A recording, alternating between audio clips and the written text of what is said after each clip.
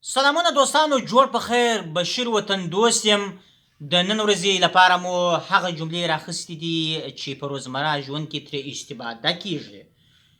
I went to Boston by train. زه و باستن ته د ریل په واسطه باندې ولاړلم. I want to learn how to swim. زه غواړم چې اوبازي زده کړم یا څنګه سړی اوبازي کولی سي. I can't do anything else. زه نور څه نسم کولی. It's almost never rains here. دلته اکثر وخت باران نه کیږي. Do you know the reason?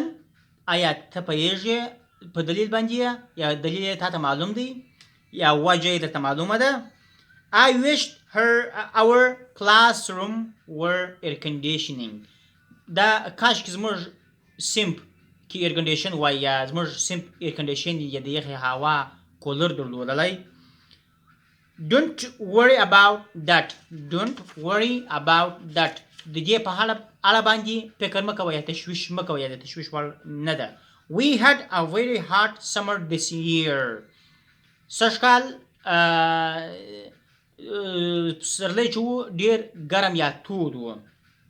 My friend is having baby in June. زما ملګری په جون میاشت کې ماشوم زیږوي. The car is very fast.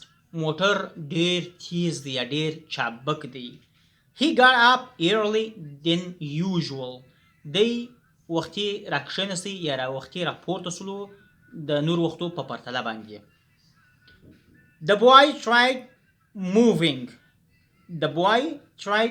moving the heavy sofa.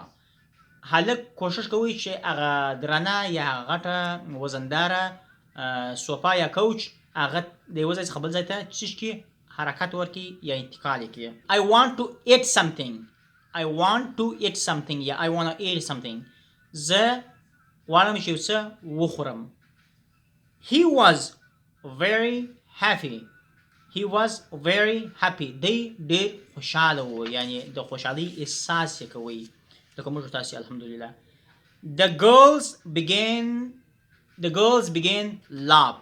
نجونو خندا شروع کړه یا نجونې ورباندې خاندي. I'm sorry I dropped my knife. زه بخښنه غواړم زما څخه چاقو یا چاړه شوسوله یا راڅخه ولوېدله. Please pass me your phone. ستا تلیفون راکړه. یا مثلا please pass my phone. زما تلیفون ورکړه یو چاته، مثلا ورکړه د یو چا په واسطه باندې. We saw clouds above the mountains. موږ ورېځ ولیدله چې تر غره پورته وه. ورېځ په تورې عموم تر غره لوړې ځینې وخت کښته کېږي راجوه کېږي چې فوق ورته وایي. My telephone is out of order. زما تلیفون کار نه کوي. My watch is out of order. زما ساعت کار نه کوي یا د کاره لوېدلی دی. دوستانو خدای دې وکړي چې په جملو باندې پوه شوي یاست، په کوم ځای کې پوه شوي نه یاست. تاسې کولی شئ چې کمنټ راکړئ او خپل نظر راسره شریک کړئ. ستاسو لپاره زما چینل ستاسې په کور کې ستاسو په ژبه باندې همیشه واضح خلاص دی.